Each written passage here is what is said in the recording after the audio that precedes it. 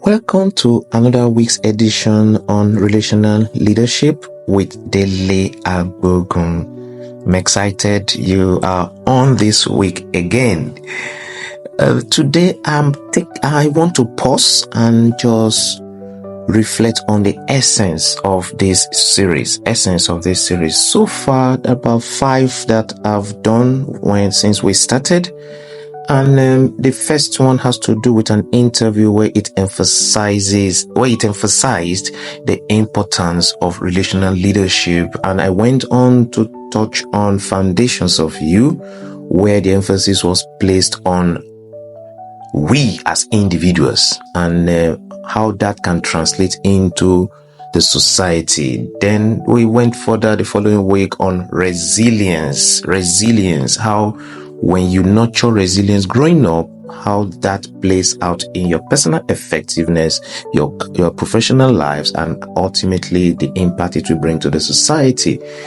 And 2 weeks ago, I touched on a 2-part series, and I called that Echoes of Your Upbringing. And the focus of this is on parenting styles. While the earlier week looked at your own upbringing and how it impacts your parenting styles, because we know it takes two to tango. The following week, we looked at the same echoes of your upbringing, but from your partner's perspective. It's been an exciting journey so far. So I just want to simply use today to re-emphasize the importance of being a part of this journey. There's this adage that says that you cannot give what you don't have, from John Maxwell. And this resonates deeply, especially when you are considering the current state of leadership and societal well-being.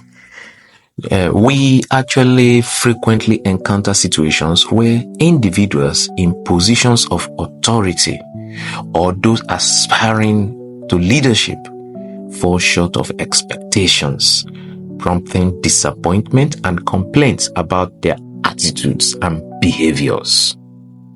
If we really reflect and we take a closer look, this disconnect between expected and actual leadership qualities highlights a critical gap in our approach to leadership development.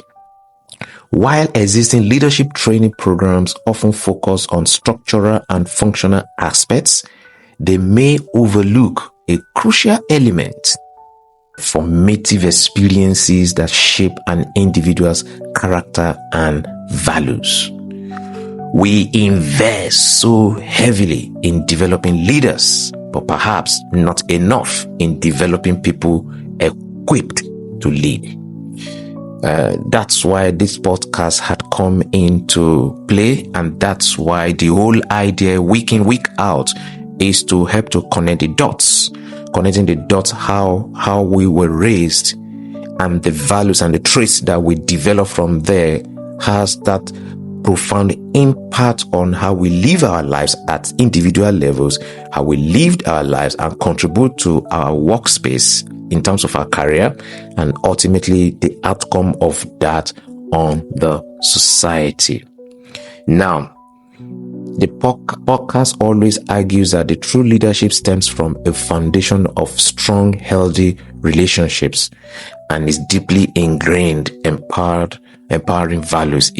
Which is deeply ingrained, empowering values. And these are things that we look at. And I want to call on everyone listening to join the ride, so that on a weekly basis, we're looking at it from different angles and different perspectives. The whole idea is that it impacts the society positively when we go back and we re-engineer the way we are raising our own children, the way we can be a model to those that are also coming up as children, young adults, so that ultimately the nations of the world will be the better for it. So I remain your ever Dele Agbogun, and I look forward to having you on this podcast again next week. And until then, I want to say thank you.